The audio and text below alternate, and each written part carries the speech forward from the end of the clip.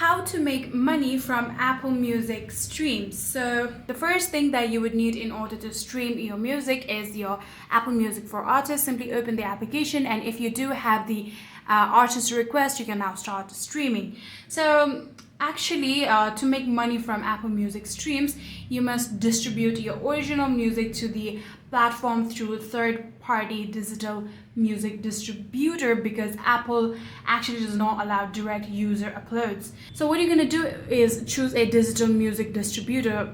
You can simply use the DistroKid. You can open any sort of browser. Let's just say this one, and we're going to search for DistroKid. In here, tap on that first link, and in here make sure to create yourself an account, and in here buy the subscription, and in here you'll be able to stream Apple Music, and like that you'll be able to make money.